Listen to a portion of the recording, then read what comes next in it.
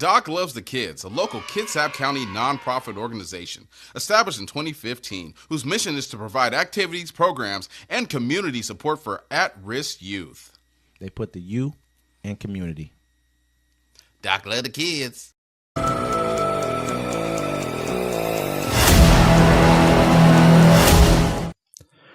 Welcome to Uncommon Courtesy, where we give you the courtesy of conversation that's uncommonly spoke of. I'm D-Mac. I'm Wesley. And this is the show. Hey, thanks everybody for views us. Don't forget to like, comment, and share every time you see us posting up. We're trying to help you out while you help us out.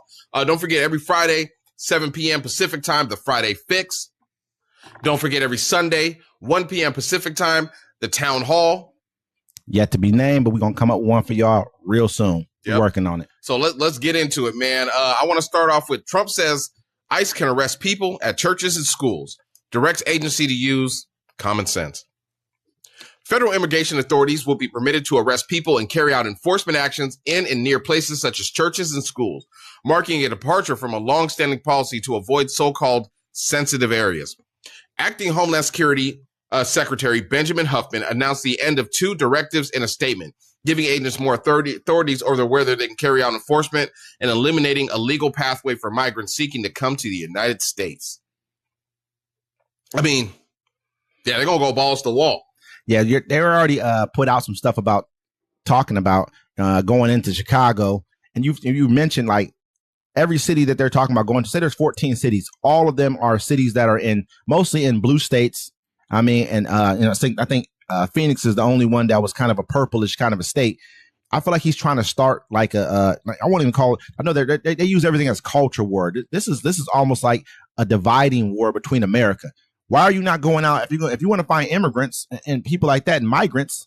Why don't you go out to the to rural areas? Because a lot of them are working out there. These are the major sanctuary cities. They've been dubbed. That's why the migrants are going there. You know, and it's crazy because Texas and Florida, for some reason, flew the migrants to most of these places. Oh yeah, and on top of that, though, what I'm saying is like, but they don't find jobs in a lot of these places. It's hard to find work in a lot of those kind of places. How New York looked, bro, they couldn't find a place, so they're taking over the streets. Yeah, they were in there. You know what I'm saying, like selling stuff. I understand that, but for years we've been having migrants coming in. This isn't just a new thing. That's just even when we had sanctuary cities. So these people it's easier for them to go find work in rural areas. There just is. Because those people need people to help with their crops and whatever else. Go out there. You haven't talked about going out there at all. Why is that? Why are you only talking about invading Chicago, New York City, Boston, places like this that you know are heavily like blue strongholds? It's because you want to divide and conquer, because you want to show your force to these people, to these cities first, because they're against you. This has been shown. I mean, everything you do is kind of like is to divide America.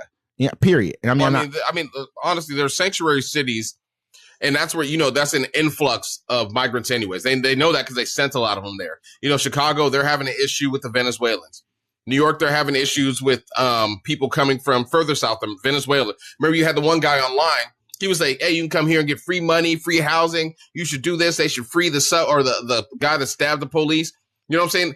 He's on a revenge tour. Everything he said he was going to do, no matter how hateful and evil it was, he about to do it. That's what the people voted him to do. It's sad to see, but he didn't declare a state of emergency. So I guess we're not going to martial law. So I can say at the moment. He declared a state of emergency at the border, though. He's talking about shutting down the borders. He doesn't want anybody crossing. He did declare a state of emergency at the border. Let's see where he goes with it next. I mean, he's talking about a paramilitary. I don't know if that's a different segment or not, but forming a paramilitary division at the White House so he can utilize them. What were you saying about that? Yeah, so it's basically he's making his. I mean, that's why the January 6th people were released and all that stuff. You know what I'm saying? He's forming his own army to actually just go against the other half of America. And he's showing you that he'll pardon you if you do anything wrong. If it's federal, you know what I mean? Hopefully, because he knows the most of the places he's going to send you to. If the states do anything about it, which I think those places would, if there's something that egregious that happens. But right now, everyone seems to be, you know what? We're going to go ahead and ride along with Trump because we don't know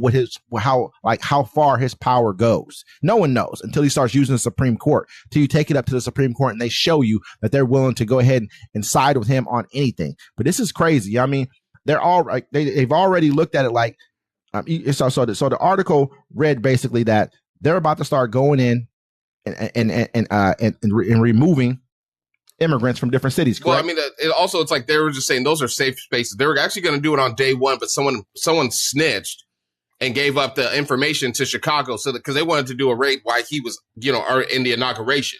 Like, look, we already started, but they gave up word, so they're supposed to do it today. So they're starting them now. They're making the raids. They know where these people are. They know the facilities. They know where they're hiding.